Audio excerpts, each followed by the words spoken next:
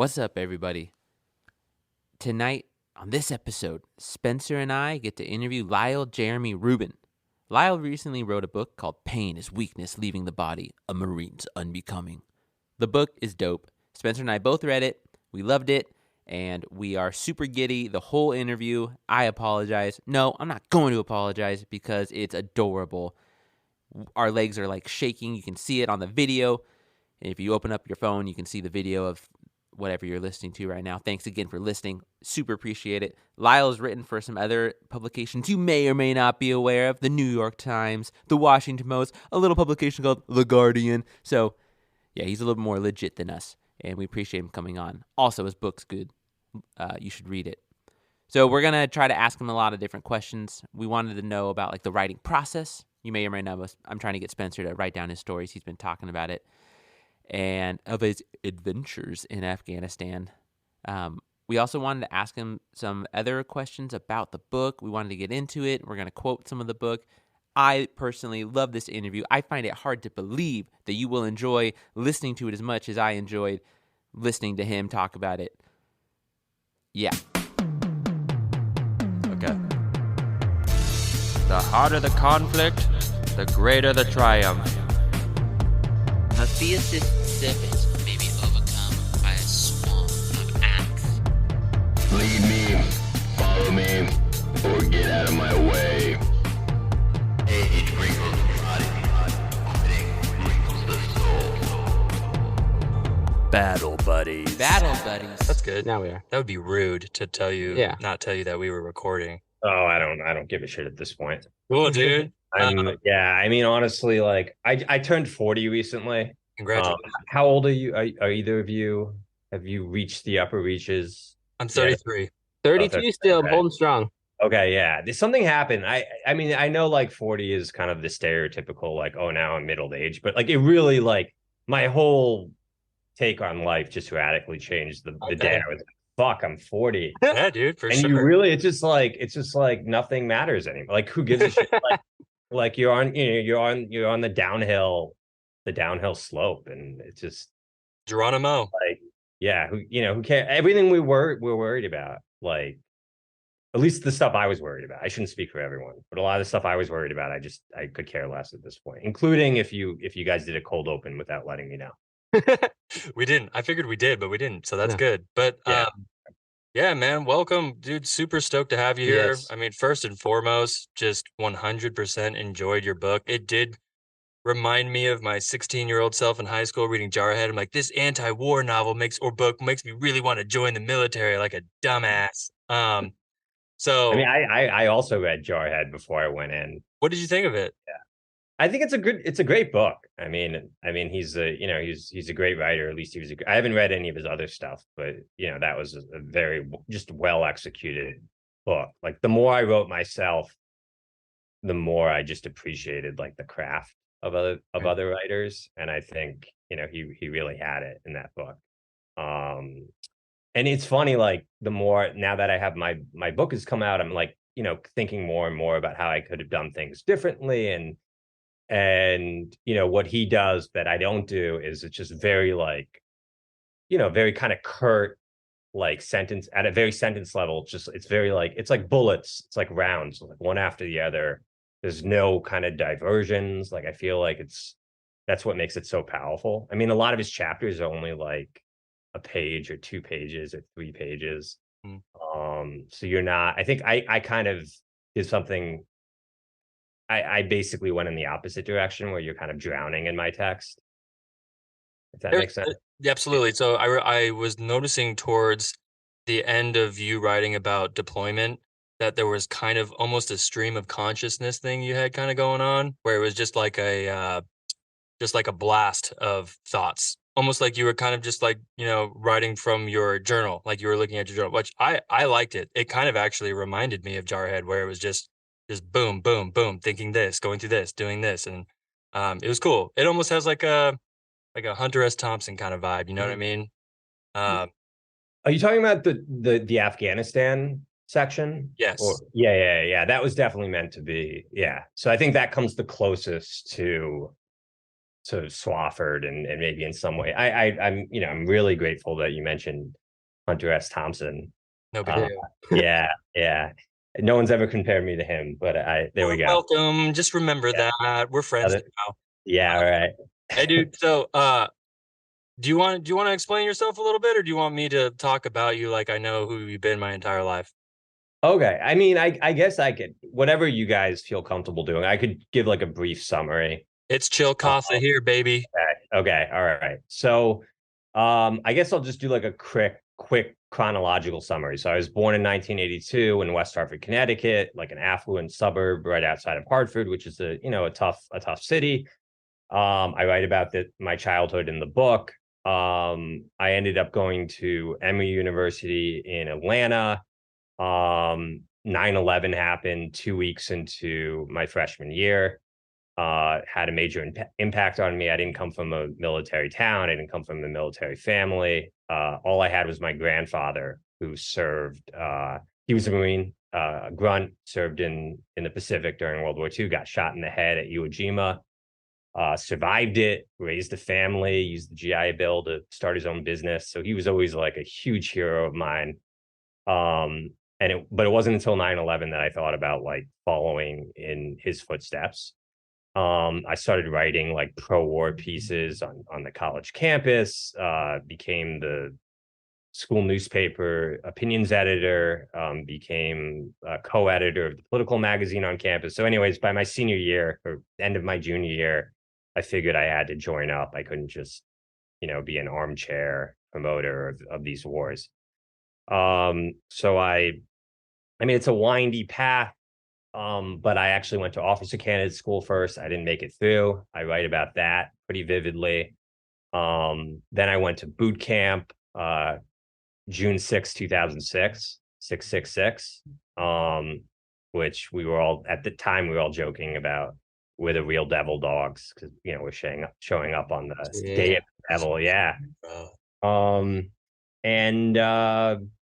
then I'm just going to fast forward. I ended up in Afghanistan. I went back to Officer Candidate School after a year and a half enlisted, and then became a signals intelligence officer. And then I was in Afghanistan in 2010 for basically the entire year. And then I got out a few months after I got back. My contract was up, and I got out May of 2011. Good shit. So I gotta say right off the bat. So, man, as I was reading through it, and I was like, holy shit, Radio Battalion. My barracks was right next to Radio Battalion. As a matter of fact, so I was in 1st Intel Battalion. I'm sure. I was going to ask you what, because you had mentioned. I read your review, by the way, and I really appreciate the Goodreads review. I was going to ask you about what that makes sense. I was wondering if it was Intel. Yeah, dude. And as a matter of fact, like that skiff that we worked at Pendleton, you've been in there all the time, I'm assuming, right? Like in the front. Yeah. Right? Yeah, dude. Yeah, absolutely. I mean, if it was been skiff, then yeah. Like, are you talking about like the wooden skiff? Well, I know that one too. There was multiple. Okay. But is it cool if I were to?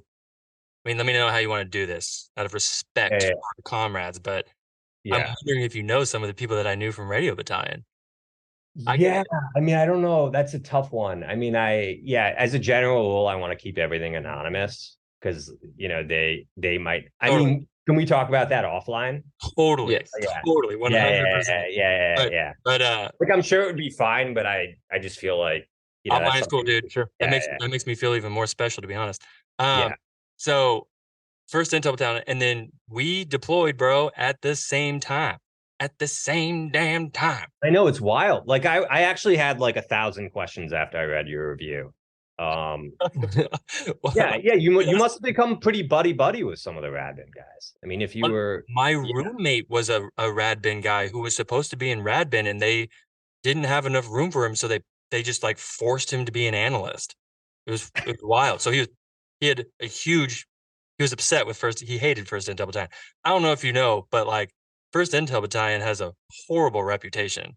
Like my buddy from Radio Battalion, who was really, really good friends with me, like went to my house for Thanksgiving and stuff like this. But his running joke was 1st Intelligence Battalion by name alone. That's what he would say.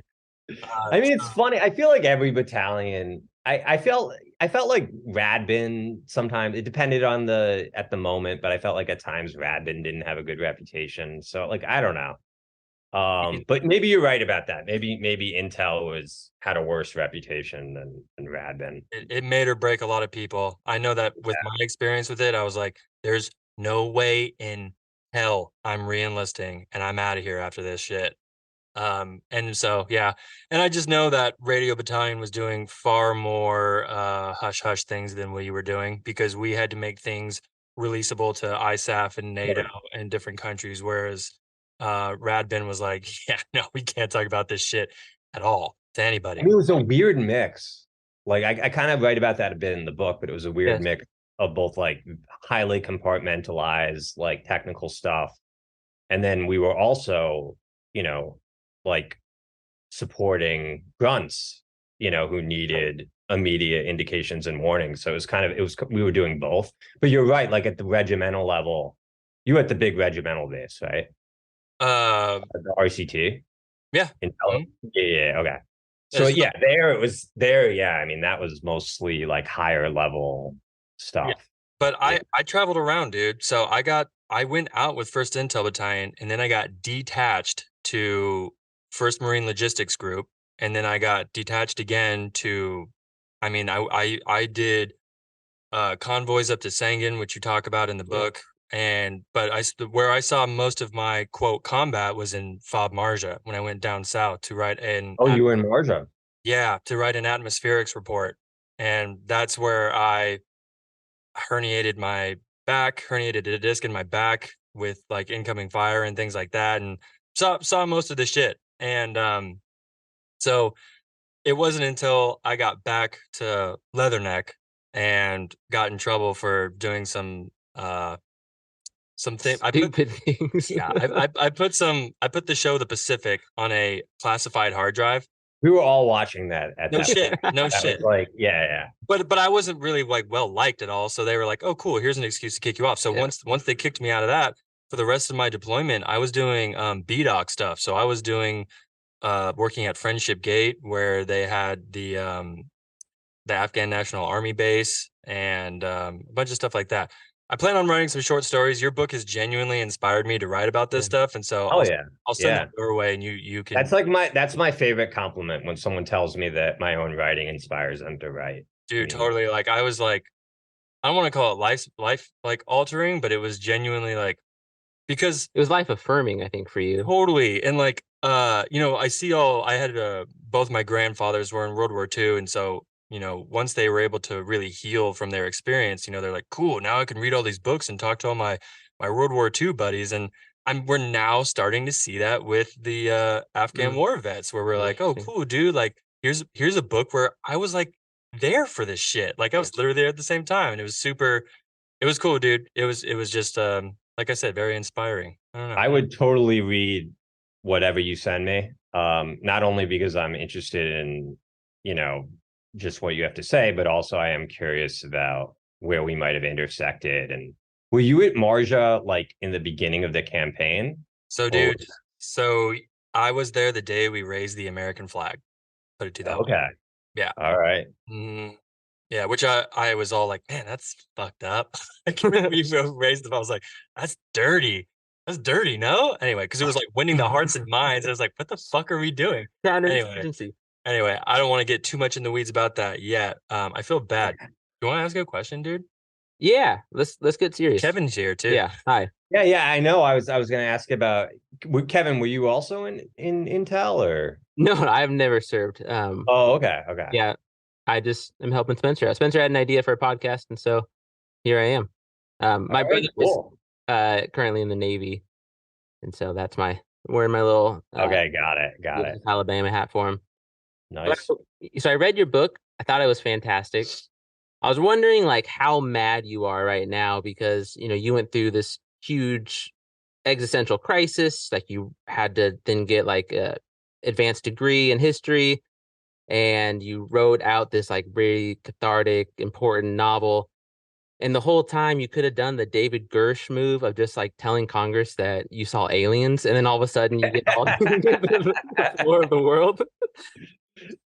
Yeah, right. I mean, there's just so many easier ways to like, make money or get yourself on TV these days, right?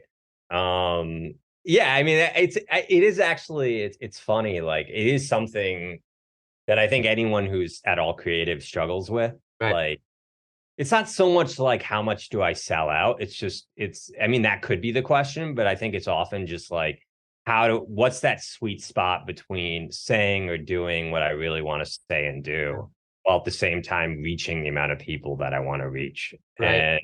And I struggle with that in the book. And I think I definitely like limited my audience in some ways. But in other ways, like might have expanded the audience, Sure. by choosing to be a little more risky and a little more demanding of the reader in some Yeah. ways. That was my kind of my real question was who was like your intended audience, or did you have an intended audience, or was it more of this cathartic event that caused you to write it down? So one of my favorite political writers, guy by the name of Corey Robin, wrote an amazing essay a number of years ago. And he argued that for him, it's not about deciding who you're writing for. It's about creating the public that you want to write for. So Oh, cool. conjuring into being the Yeah, public or publics that you want. cool. And I often went back to that throughout the writing process. And that doesn't answer all your questions, but like I think it was very helpful for me. Like I kind of just I imagine like who my ideal reader would be, and it wasn't necessarily like one kind of person. Right. It was anyone who would be interested in what I'm interested in and Yeah. what I'm passionate about, and having faith that my own passion and my own interest would conjure into a being, the public that I needed. Um, if that makes sense. It Maybe totally that's does. too abstract. Yeah. No, No, that's that good. totally makes sense. Yeah, and going off of that too, like from your book, I'll just quote a little bit for the listener that they don't know it. Um, I felt for you like as you're writing this because you talk about your guilt, right? So I don't know how to write about my guilt. It always feels like a trap. And if you're sincere about examining society, you're bound to incriminate yourself. And I'm just wondering, like, was that also like a big part of the writing process, like constantly having that in your mind as you're writing about it? And you talk about your conversations with your on and off girlfriend at the time towards the end of the novel too, which I thought was really honest, and I appreciated that vulnerability because it helped me understand where your position was both in that moment and then later on when you were actually typing this out. Yeah, I mean, writing about shame and guilt, right, and in some cases privilege, and crimes that you were involved in, whether it's legal or moral, all of that stuff. I think you are walking a tightrope Right. because you don't want to be self-pitying, you don't want to be too narcissistic, or too navel-gazing. Um, you don't want to make it appear as if it's like a woe be me type of narrative. Right. But you do need to, at least in my book, like I had to write about those things. I mean, those are just central to my own experience and to the types of arguments or the types of ideas that I was trying to put out there. So that was something that I struggled with, and I struggled with along with my editors. And we had to, I mean, when you're writing a book, I mean, your first draft is never your Right. not only is it never your final draft, but you have like a million drafts in between.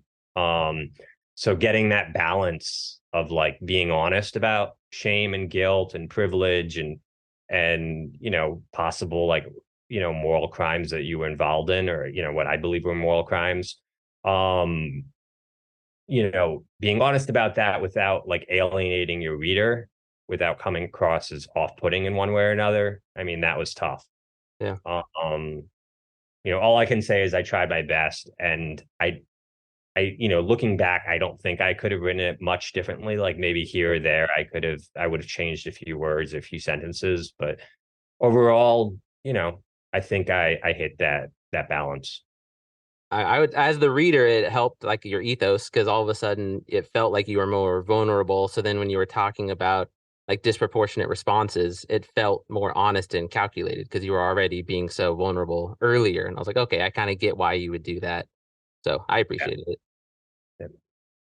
Yeah, it's interesting when artists tend to be more vulnerable and honest and, take risks like you were talking about. People seem to appreciate authenticity. Like, oh, this person is literally just kind of pouring out their soul right now. Yeah. And it's just I don't know, it resonates with people. It's pretty obvious to spot bullshit. You hope. Yeah, you hope. No, I really appreciate that. Dude, yeah. Yeah, I mean, and then there's just the whole thing about memory. I mean, Right. your memory is very deceptive. It changes based on whatever you're doing at the very moment that you're remembering. So that's also very tricky. So if you put that in the mix with the guilt and the shame and then the guilt from being guilty and the shame from being ashamed, it's tough. I mean, I wouldn't recommend writing a memoir for anyone, particularly a war memoir. I definitely had it was tough to write, and my wife can attest to I was not the healthiest person at certain moments while writing. But yeah, I mean, I'm great. It's something I had to do. Yep. So Totally. yeah. Totally.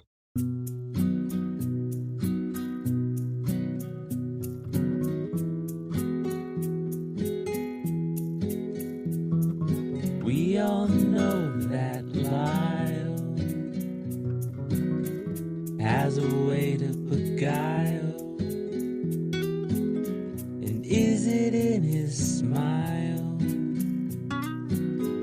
Maybe it's just that dude's style. No. Towards the end of the book, you talk about I'm using my word here, but resentment towards civilians as you come back and you realize that you now have this perspective that not everybody you walk around with is like, oh yeah, dude, I get what you've seen and I understand the things that you saw. And I 100% went through the same thing where I would talk to these college kids. I'm like, fuck these college kids, bro. They don't know what the fuck. Oh yeah. Right. And it's interesting because you have challenged my perspective in that where I was resentful towards the civilians because for instance, I did have a very similar interaction where I was talking about how I had come home from Afghanistan and someone said, "Oh, is that still going on?" And I was like, "What the fuck, dude?" And it's cool because your book kind of talks about how that is a product of imperialism a little bit, about sensationalizing being a veteran. And you know what I mean? Like I was like, oh look, I went through all these things, you know what I mean? Like nobody knows what I went through, which is really just depression 101, thinking like, oh my God, nobody knows what I've seen. But it really is kind of going to this idea that you were talking about in the book of just like sensationalism of military shit, right? Wouldn't you say? Yeah, I mean,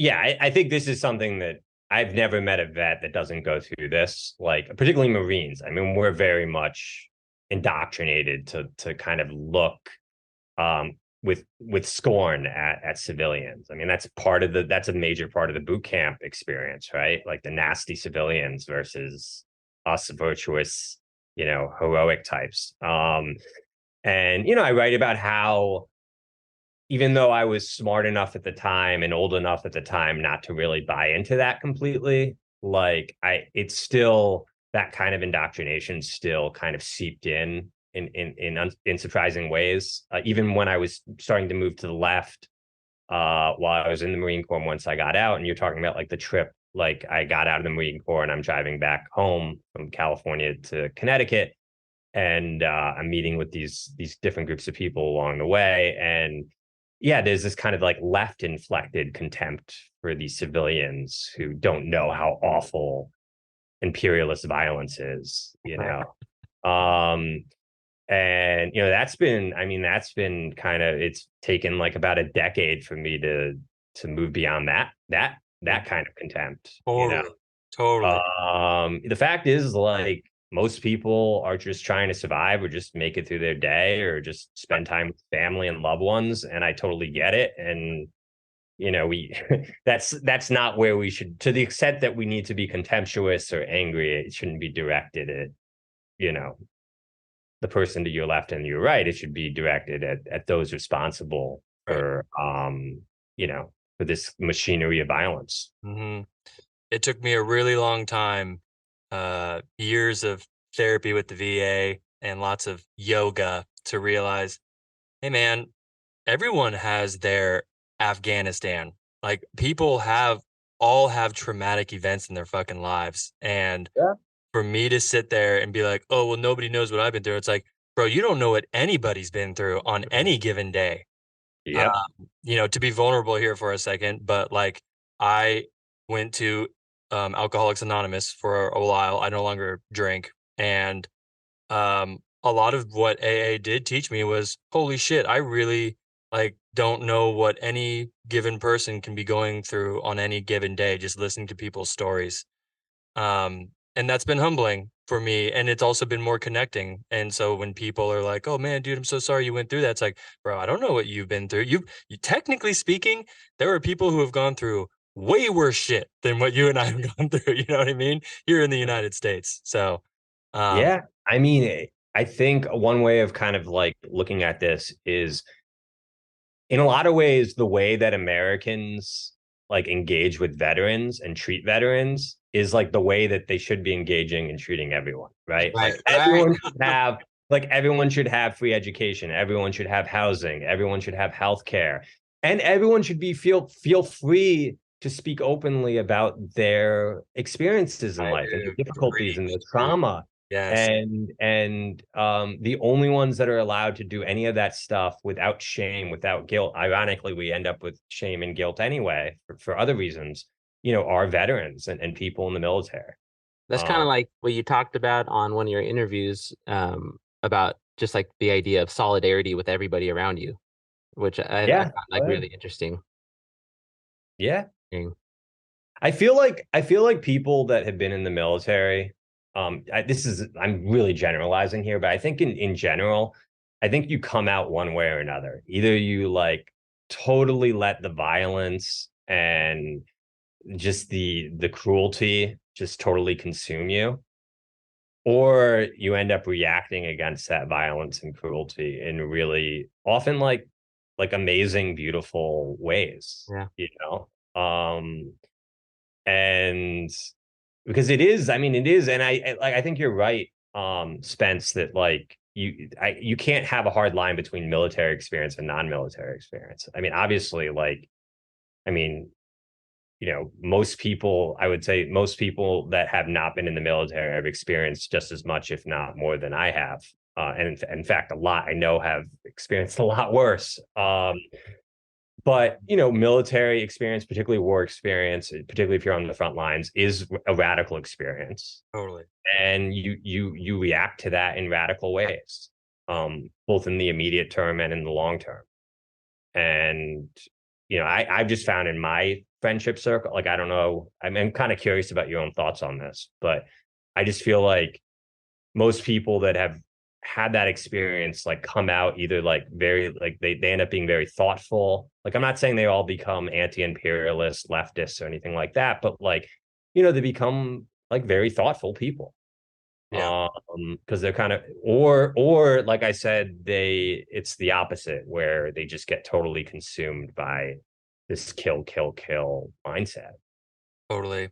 I mean, this is actually a pretty good segue into the next question I had for you. I mean, to put things into perspective, I grew up very similarly to you. I grew up very conservative thinking. My dad was extremely Republican. My mom was as well. And, I was in combat training when I voted for McCain versus Obama. And it wasn't until I was in the military and having conversations with these people on post for hours on end, because there's nothing else to fucking do, and hearing these people's perspective and being like, holy shit, maybe I don't think this. Like maybe I'm not a Republican who thinks that. Like, I literally had a guy one time. I'm really excited to share this because I haven't really told anyone this, but I had a guy one time, my friend, could have considered at the time, this dude, my very good friend, explaining to me why fascism was a good thing on post, just being like, yeah, dude, fascism, just totally being like, yeah, bro, like, right. And I was just like, no, I don't think so, bro. I'm going to say anti on that one. So yeah, no, I mean, we live in Fairfield. It's Travis Air Force Base. It's a very veteran friendly town. Like, our Solano, our community college is really good with the VA because we have a lot of veterans here. And I would agree. I think that a lot of guys do come out of their war experience softer people, but I think that journey to get to that softness can sometimes be pretty fucking rough. Oh no, absolutely. Yeah. Yeah, like I said, like, I was, when I had come back, I had, to put this in a very, like, Reader's Digest version, my daughter went to Texas and I went back up north while my dad was dying. And so, I was coming to terms with everything that I'd experienced overseas. My dad was dying of cancer. My daughter wasn't with me and she was in Texas. And I fucking crumbled. Like, I did not handle any of that well. I was, working at a movie theater, snorting meth and fucking drinking all the time. And I was like a really huge piece of shit. And so that wasn't good. Like, that was like, 20-year-olds, 22-year-olds coming out of the military aren't necessarily taught how to properly deal with these really, really intense emotions. I mean, I did end up seeking help through the VA and did veterans for the Veterans Yoga Project, which was fucking amazing. But yeah, it was a rough journey, dude. But I would say that it has definitely ultimately led me to a place that has been far more accepting of, like, people's journeys and walks in life that are different than mine. Yeah, I mean, based on what you just said, I do want to clarify that I don't want to like moralize like what's, the paths people took since they got out, because I think a lot of it is luck too. I mean, Right. based on like what you actually went through, both in the military, in your war, and even stuff that might have happened to you before you even joined the military. That your brain is an organism. Yep. And it reacts to things like any other organism. I mean, it's actually the most reactive organism we have in a lot of ways. Yep. Well, I'm sorry, I keep on saying organism. It's late, but organ. But I think you know what I meant. Yeah. But so I think there's, and I obviously have like traumatic brain injury in mind, but beyond TBI, just like trauma itself. Oh yeah. Sometimes you just can't, even if you are thoughtful, the trauma will get the best of you. So I do want to make that clear. I'm not saying that there's those of us that choose the thoughtful path and those of us that choose the thoughtless path. Well, it's kind of too, like, you talked about how in boot camp, dehumanization is like the mode that you guys are trained under. And so, like, when I teach dystopian literature to kids, right, we teach them that a dystopian society because they dehumanize, they use prejudice, and they are oppressive. And I feel like when I was reading that part of your book, I was like, oh, you do all three of those in boot camp because, like, you learn to say, like, really stereotypical things to get the laughs from your buddies. And then, so that's the prejudice. And then the oppression is obvious. And then the dehumanization is, like, very methodical, I guess. And I didn't fully grasp how methodical it is until you described the difference between your stint in boot camp and then going back to OCS the second time.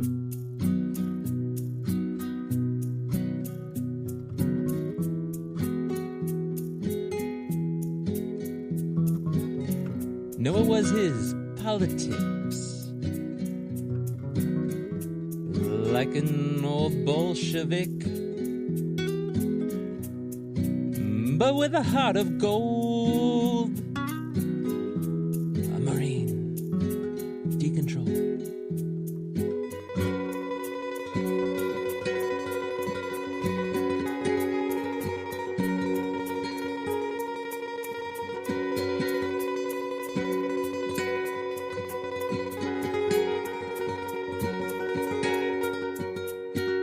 What was the straw that broke the camel's back that made you realize that the Marine Corps was pretty racist as shit, to put it lightly. I know from your perspective, you definitely have a different perspective because you are Jewish, right? And I mean, to put things into perspective, I was working out overseas once, and I had my name tape out. I was in boots and utes, as they call it, and this guy came up to me while I was working out, and he says to me, "You're Jewish." And I was like, "What?" And he was like, "You're Jewish." And everyone was like, "Oh," and I was like, "Fuck, dude." Everyone started. I was like, "You guys realize you're making the situation worse by saying like, oh," to him, just literally calling me Jewish. And this guy was like, "Yeah, dude. I like to read people's name tapes and I tell them what ethnicity they are." And I was like, "Okay, well, that's super problematic, bro. But oh, no, I'm not Jewish. But like, who gives a shit if I was?" And also, his last name was Mac, which is Scottish, and this dude was black. So I was like, it was just odd. But it wasn't until like I joined the military where I realized, like I said, Kevin and I are from a pretty diverse area. Didn't really grow up with a lot of racism in Northern California, like the Bay Area. And it wasn't until I joined the military where I was like, holy shit, people are really, truly still old school racist here. And so I want to know from you, like, what was some experiences you had where you were like, yikes, this legit is a thing? Yeah, no, it's a good question. And Kevin, I do want to respond to your question at some point too. Yeah. Um, but yeah, no, that's a I mean, so first of all, I should say that I didn't come from a conservative family. I came from like kind of like center left Democratic family, but was still very like, kind of centrist, like mainstream, like didn't really like basically didn't like Bush.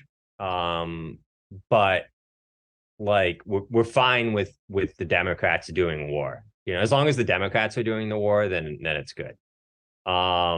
But the reason I bring that up is I did come from a relatively, relative to the country as a whole, a relatively liberal Jewish family. So yeah, like the Marine Corps for me was also similar in that way. Where yeah, people are just talking about other groups of people in ways that you're not used to hearing. I mean, is the nicest way of putting it. But I think one of the things I kind of try to do in the book is it's not so much that like I was coming from a less racist place per se. It's that our racism was much more refined and polite and kind of Right. unspoken. Like again, like I came from a family in a town where like it's perfectly fine to bomb the shit out of brown people, Right. thousands of miles away as long as the Democrats are doing. Like that's racist. Like to not think about these, literally hundreds of thousands of people that we're absolutely terrorizing as fully human, as just as human as we are, to not be able to see them in that way. Yeah. It's informed by very much a racism. Yeah. And I talk about kind of like this liberal racism going beyond just the complicity in imperialist violence, but even liberal racism at home, where like there's this formal anti-racism where you're for affirmative action, and you're against the white supremacists on the right. But there's also this kind of like acceptance of the overall capitalist system that we're in, which lo and behold, it's mostly poor black and brown people at the bottom. And those are mostly the people that are getting like disproportionately encaged, in our prisons. So that I think that also speaks to a kind of racism. Like if you see these people as fully human, it's much harder to accept a system that is Mm-hmm. basically just destroying their lives from day one. Right. So that like I was when I wrote the book and I was much more interested in kind of linking these different kinds of racism as opposed to saying I came from a non-racist place and then I entered this terrible racist place. I think in some ways for me, the racism that I experienced in the Marine Corps was somewhat refreshing because it was more honest. Like everyone was pretty fucking honest about what they thought about different groups of people. That's Uh, so interesting, dude. yeah. So So like it's not like, and when I say that, I don't want to say that like I prefer that brutal white supremacist honesty to liberal racism. I don't. Like a society where you have a bunch of liberal racists is probably better than one in which everyone's a white supremacist. But to me, I mean, I'm just being honest, there was a certain kind of refreshing element to that. But it was also disturbing and it was chilling. And you know, you talk about like the guy who just says, "Hey, fascism is pretty good." Yeah, I had experiences like that too. Never mind, every time you take a piss or a shit in Afghanistan, you're in some kind of like hot box with swastikas yeah, everywhere. dude. Yeah, Um, wild. yeah. So, you know, it's all That was over a the thing. place.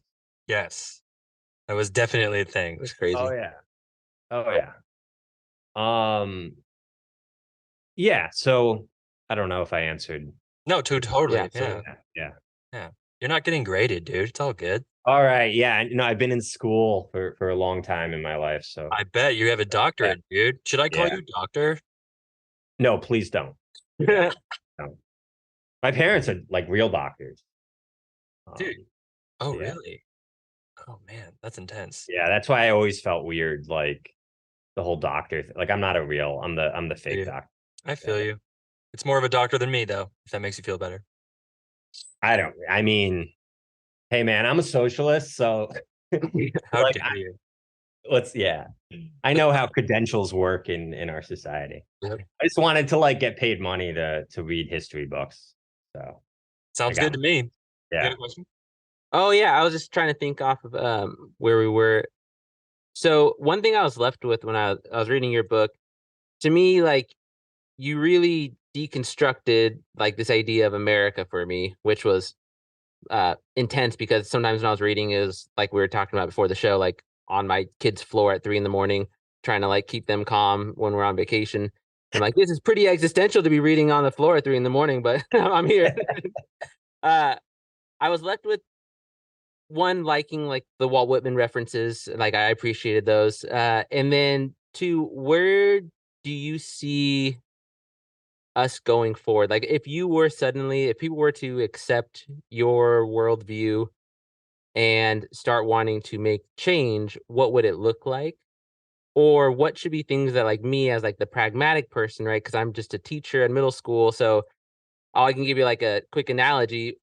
I teach English, and me and Spencer's wife, we really like to focus on like English as a second language learners.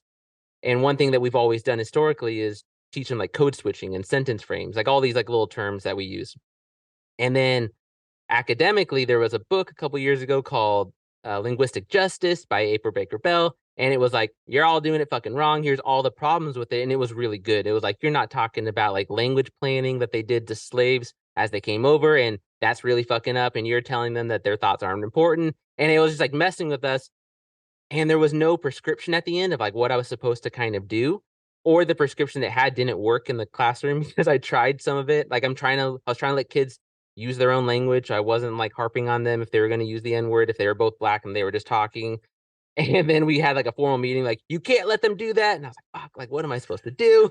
And so I am just wondering, like, how do you see the future? Like, if America's going in a good direction, or if I'm the pragmatic person that wants to support this new America, I don't see us being able to just pull out of all conflict like in the next year. Like, I just don't see that as now working. So, what are some like things that I should be looking for, things that I should be trying to support, I guess? Yeah, I mean that's the $1 million Right. question for people like me. So I think a lot of times when people read kind of like radical analysis for the first time, Yeah.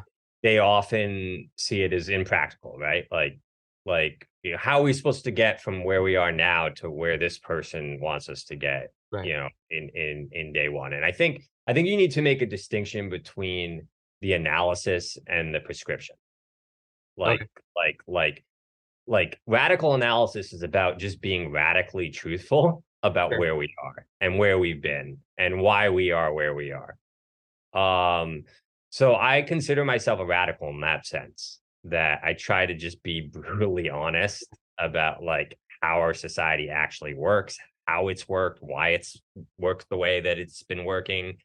When it comes to what to do about this, I do consider myself pretty pragmatic. I mean, not to go off on a tangent, but I was actually for my graduate school work, I studied the capital P pragmatic philosophers. I don't know if like William James and John Dewey. They're kind of like they were the most accomplished kind of like philosophers in America. They were like the high end, highbrow philosophers in America that could compete with the European philosophers like for a good part of the earlier 20th century. But in any case, like, so I'm very much trained in kind of pragmatic thinking.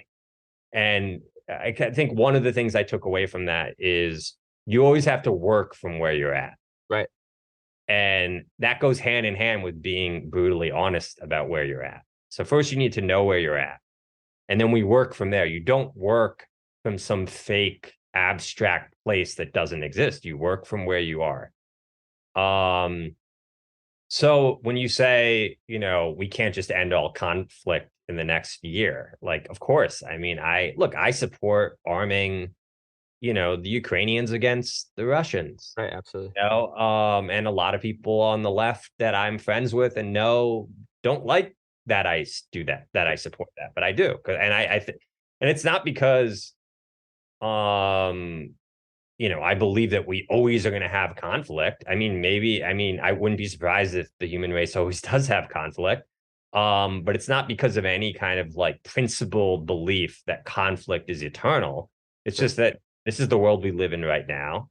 And unfortunately, the only real option at the moment in order to prevent the Ukrainian people from getting absolutely slaughtered is to arm them. With that said, I think whenever you kind of make any of these pragmatic concessions, it always needs to go in hand with a more long-term project. So when it comes to Ukraine, it's like, yes, we need to arm them right now, but we also need to center a conversation about how are we going to end this conflict as soon as possible, right? And how are we going to reconstruct Ukraine? And what is the relationship between the United States and Russia going to look like at that point and beyond? And what is the relationship between Europe and Russia going to look like? And you need to center what direction do we need to move in, given the climate crisis, given all the mass migrations that are happening as a result of the climate crisis, given the fact that both Russia and the United States are nuclear powers, right, given the fact that China is a nuclear power and is starting to enter, the world order as a superpower. Given all these factors, what direction do we need to move in beyond just making the pragmatic concessions and being like, we just need to arm Ukraine? So it needs to go hand in hand. So, and I think if you're brutally honest about how war works and how violence works and how capitalism works and all the stuff I write about in the book, the answers to that at least to the long-term questions, are going to look very different. It's not going to be like, maybe, I think there's a good debate to be had. What do we do with NATO? Does Ukraine become part of NATO? Right. Does Ukraine become part of the EU? There's a lot of good debates there to be had. But I think if you're very hyper aware of how like violence works on the planet, and particularly how US led violence has worked on the planet and European led violence, like, you're going to be much more skeptical of certain solutions that are being put out there, which is basically just like doing a repeat of the 20th century Cold War and just basically doing another arms race with Russia and another arms race specifically with China. And your answers are going to look very different. Actually, let's not do what we did in the 20th century. Let's try to cooperate as best as we can with these unfortunate authoritarian governments. They're like, and also be skeptical of these terms that we use. Like, do I think that Putin's government is authoritarian? Absolutely. Do I think that Xi's government in China is authoritarian? Absolutely. But like, they're not just authoritarian. These are complex societies, complex governments, and if you truly are like being pragmatic, you need to understand the nuances, of these governments and where we can work with them. Right. And also asking what do these people actually what do these rulers really want? Like, does Putin really want to like invade all of Europe? I don't think so. I don't think the evidence is there that he's like a Hitler-like figure who wants to march across all of Europe. I think he wants to have a real stake in geopolitics, and he wants to, and he thought that this was the way to do it.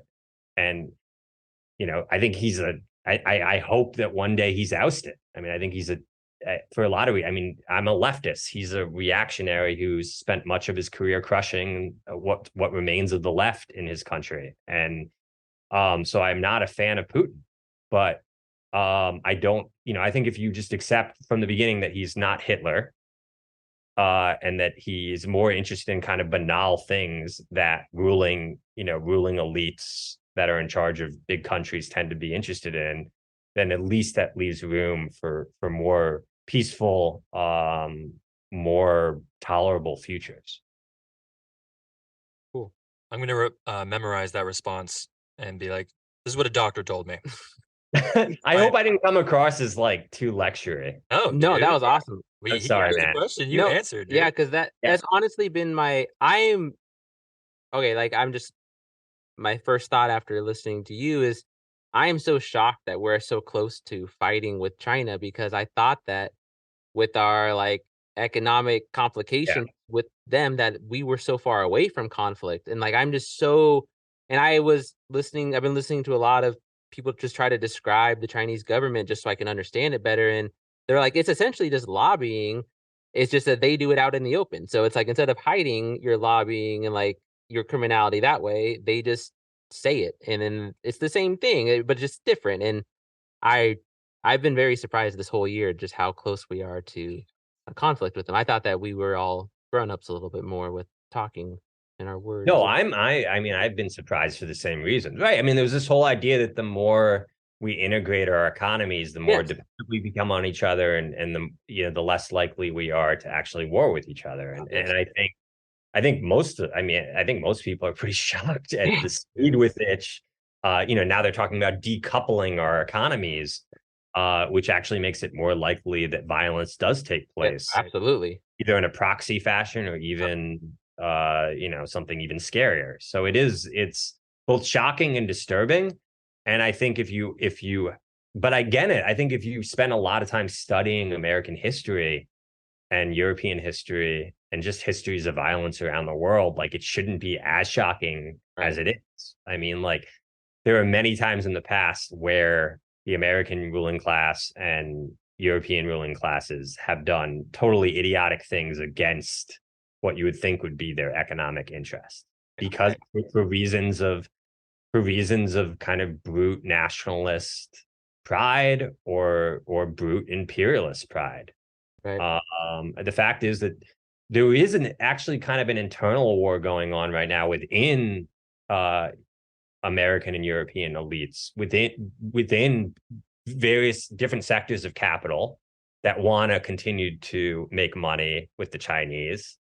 And then you have other parts of capital, particularly militarized capital, the military industrial complex, that wants to make money by going to war with China, or proxy wars that come of a new Cold War with China. So there's a lot of like interesting kind of tensions within the ruling class and within the elites themselves that I think it's important for normal people to pay attention to, and maybe kind of avail ourselves of those kind of fissures. That's interesting. So I think I understand now about the being so radical on your analysis. You have to understand where you are, because if I've not totally understood where we are as a people, because I assumed I bought into the bullshit of like globalization is the rising tide that's going to lift all boats, like it's going to stop global wars. And like Ukraine, Russia, and us in China has not been making me feel that. Slightly more So I'm like, complicated. maybe I should have taken a harsher look at like where we were when they were saying that. Like they were saying that like with their boots on the back of Afghans, while they're saying like it's gonna be fine. Like Okay. Yeah, I mean, another way. This kind of raises a lot of interesting ideas in my head. But like another thing about this is that we've just been like both parties have just been giving ridiculous amounts of money and power to defense contractors and to military elites for decades now. I mean, really, the Cold War in a lot of ways just radically changed the overall composition of our country and our government, where like war became such a central part of our economy and our political economy. Like you have bases, military bases in every state, or you have some kind of major military industrial interest in basically every voting district. Every district has some kind of military industrial interest there that makes it very hard for the politicians representing these districts to vote against just endless increased funding. But because of this endless increased funding, like there's just more and more of a push for war all the time. Yeah. Because there's just so much money to be made within these increasingly popular factions of the ruling class. Yeah, it was wild. I just recently watched a documentary about them building the new USS Gerald Ford, and I was like, Jesus Christ, bro. It's so expensive, dude. That's all I was thinking, is just so much money. Um, we just got a couple more questions for you, dude, and then you can sure. eat food, and it's probably late where you're at. So we again genuinely appreciate you for staying up late and being with us, dude, from the bottom of our souls. Um, before you leave, I kind of wanted to talk about you mentioned in the book coming in contact with some 9/11 truthers. Yeah. Yeah, That was and hilarious. I wanted to Yeah. like, it's crazy how prevalent conspiracy theories are. People who buy into conspiracy theories in the military, specifically in the intelligence field. Uh, Yep. Namely, I don't know if you saw this. I had pulled this up recently that the New York Times had a headline that 2 intelligence Marines pleaded guilty in the January 6th, the storming of the Capitol. Least surprising thing ever. Yeah. No, if you want to become buddy with a bunch of conspiracy theorists, like join the intel community. Dude, I was telling Kevin earlier, I was like, I may or may not have watched a couple Alex Jones documentaries while I was in the intelligence. You know what I'm saying? Like, just wild. I remember one time after a lunch break, we had come, this was prior to 2012, and we had all come around in a skiff, a military government skiff, and we were talking about legit the world fucking ending in 2012, bro. Oh yeah, no, totally. I mean, yeah. No, that was like, in retrospect, I wish I had kind of highlighted that even more because it is so funny and so true. Just all different types of conspiracy theory, like every conspiracy theory imaginable. All of And them. like all different types of conspiracy theorists. Like the guys I was talking about were like, you know, like rural, kind of like working class guys. But then like I also met like officers that were like really into like conspiracy theories and Yeah. They were like reading Dan Brown books, and they're like, "These are all true. Have you read the most yeah. recent book?" You're like, all right, dude, chill. Yeah, it wasn't until it turns out that reading the news nonstop all day, having a secret clearance, and then looking at all these conspiracy theories makes you a paranoid person. I Oh, think for sure. I think it was Post Malone that said, "A paranoid man makes paranoid plans." Thanks, Post Malone. Thanks, Post Malone. I love that. Post Malone. He's someone I need to. I'm not saying I want to like actually listen to his music, but he just seems like an interesting character who I should probably like. I'm definitely at that age where it's just like most of these people I hear about, like I have no idea. Teaching might middle as well school, be another language. teaching middle school is wild. They're just Yeah. shouting off letters and numbers, and I'm like, is that the song? Is that the artist? Like, I like give them my phone, like I just type it in. I don't know. Yeah. Can you get them to read stuff? Can you like? Do they? Good question. Yeah. Good question. We try. Well, actually, that's what I want to tell you, that you have a future career as a middle school teacher if you want it, because you say things that I definitely do. When you were talking about being a lieutenant, and I'm quoting here, Besides, a little shit talking behind my back, I figured, was a small price to pay to feel like I was doing something defensible. That is like, I'm gonna write that on a note and put it on my computer where the kids can't see it because I let so much shit go. Like, it's fine. You can call me an asshole all you want because I have to say this for when this hits the fan later on. I'm like, well, I said one thing. Oh, absolutely. No, totally. That's great. Yeah, the kids read. The kids are like pretty smart right now. Kids are very smart right Like now. Yeah. there's a lot of like really clever, especially for whatever reason in middle school, I guess. At least in our sample population, the girls are trying really hard. Like they're coming in for tutoring, like they're working hard.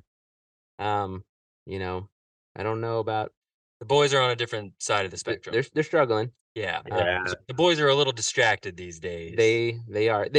What were we talking about? They have no pride, and that No should shame. yeah, they have should have no shame, which should be a good thing, but it ends up just working out in weird ways. Like they get caught for cheating, and you're like, "Hey, man, I'm giving you the answers, and you Googled an answer instead." Like that's the lamest thing I've seen. Like I have the real answer on the projector, and they just have no shame about it. I'm like, you should be ashamed a little bit for this. Like this is the laziest approach you could have made. You use like the voice to text on Google and then copy and pasted a Google answer instead of typing in my actual answer, which I gave to you. Like that's shameful, but they're not there. So Spencer, But it's like it's almost like it's as hard to get a 0 as it is to get a 100, and they're just like getting zeros. They're putting all this effort in just to doing like the exact opposite of what. yeah, it's wild. Yeah. All right, I have two fun questions for you, dude, and then you can Sure.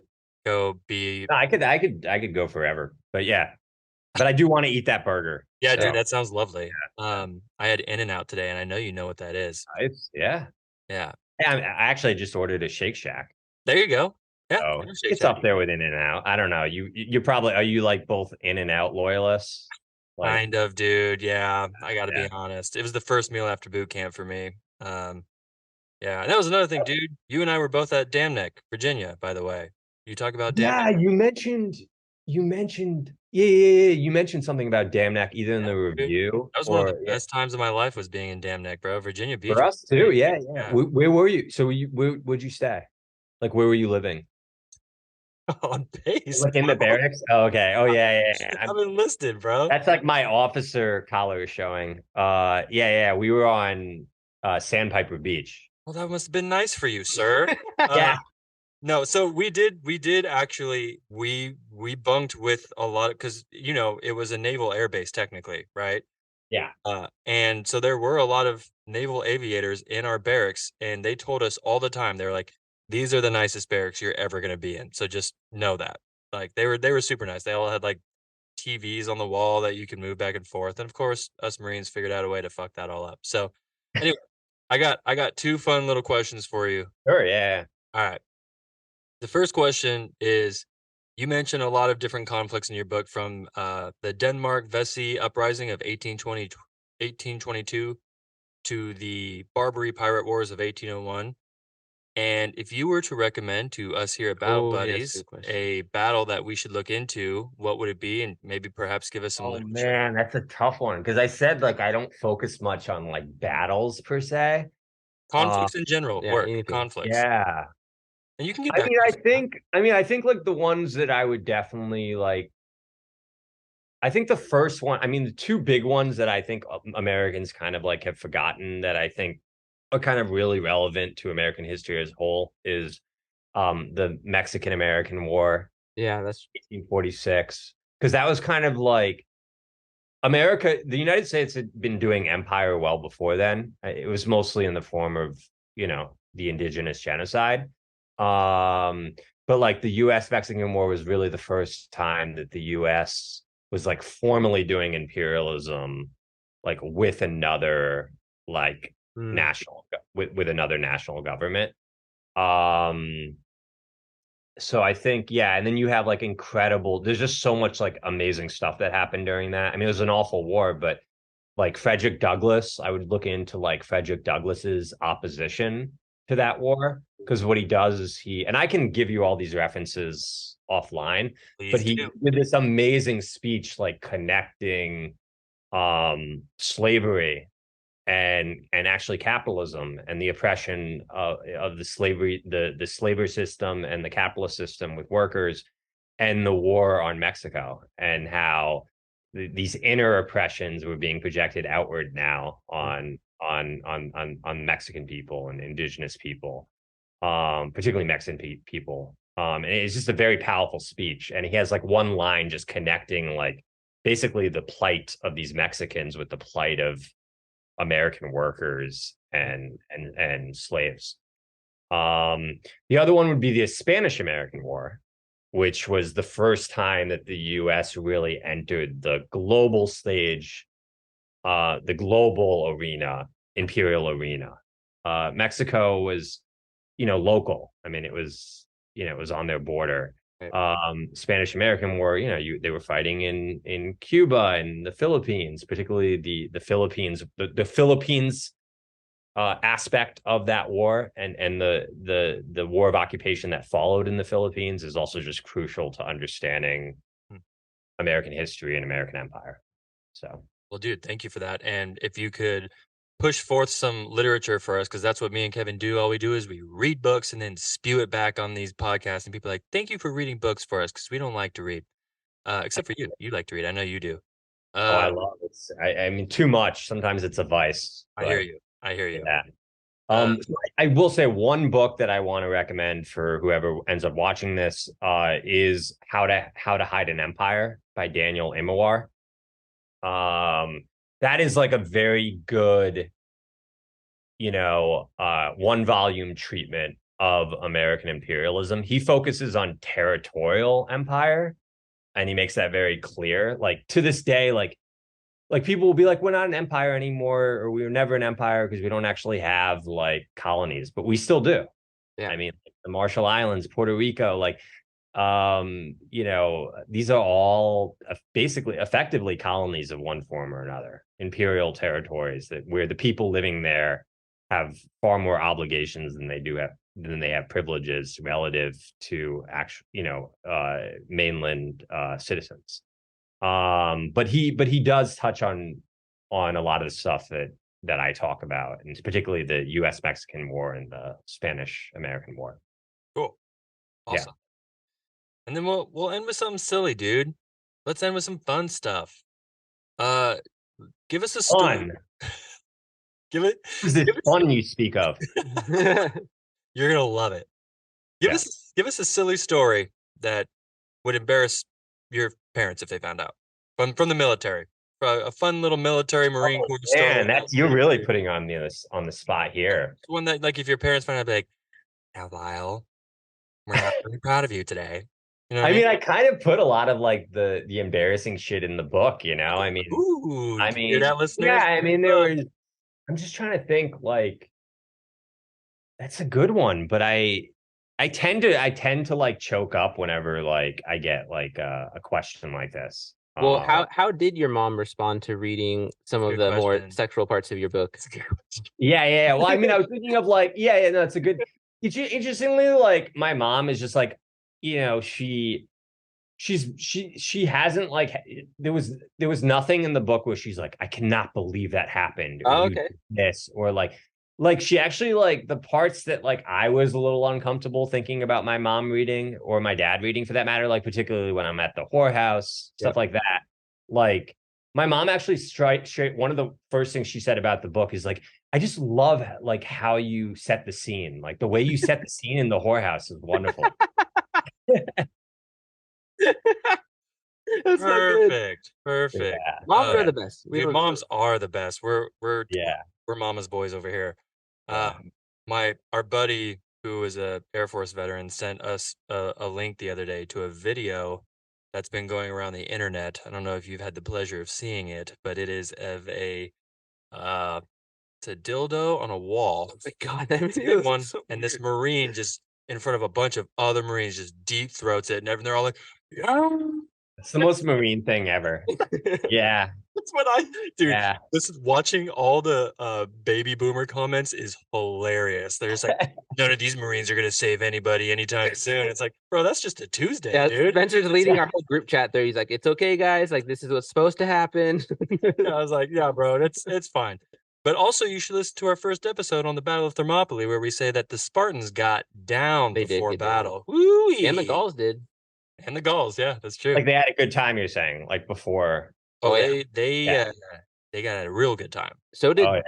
so did knights on those crusades. And I'm just wondering if they do that before Spartan races in the States. We're not knowing about it. You know what I'm saying? Like if they I do. mean, the Greeks and the Romans, and I imagine the Spartans, I mean, they were all, we know, sexually they were much more permissive, at least, publicly than we are. So yeah. Yeah, reading through Caesar's conflict with Gaul, they weren't mad that the Gauls were having sex with other men. They were mad that they were also not having enough sex with their hot wives. Like, you can do both, friends, and it's fine. Totally. Anyway, dude, thank you so much Yeah. for being here, bro. If you're listening, dude, go check out Lyle's book. It's called Pain is Weakness Leaving the Body, the Unbecoming of Actually, I guess I should hold it up. I've Dude, kind of dude. learned, I don't know if That's good. Yeah. This is good marketing. Yes. It was genuinely, I mean, dude, Kevin read it in like record time. He went through it really quick, which is a testament to how Yeah, it was great. readable it is. And I absolutely loved it. I was constantly telling my wife different parts about it. And I was like, I was here, blah, blah, blah, blah, blah, blah.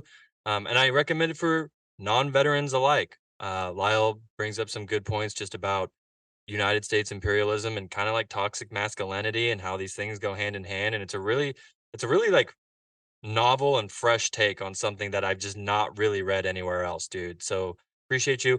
I'll say this, I said the same thing to my brother when we had him on. He's a veteran as well. And I'm just, considering the data, and you talk about this in your book of veterans who commit suicide, dude. I'm just so appreciative that you're around, dude, and living your life and you're here.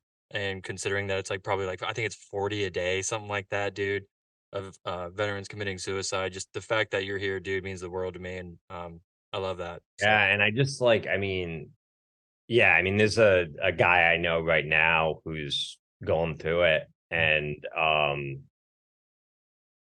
it's just, and he's someone who is just incredibly accomplished, and you would have just never expected. It's, I guess I don't know. Maybe it's too late for me to put the sentence together, but it's. I hear you.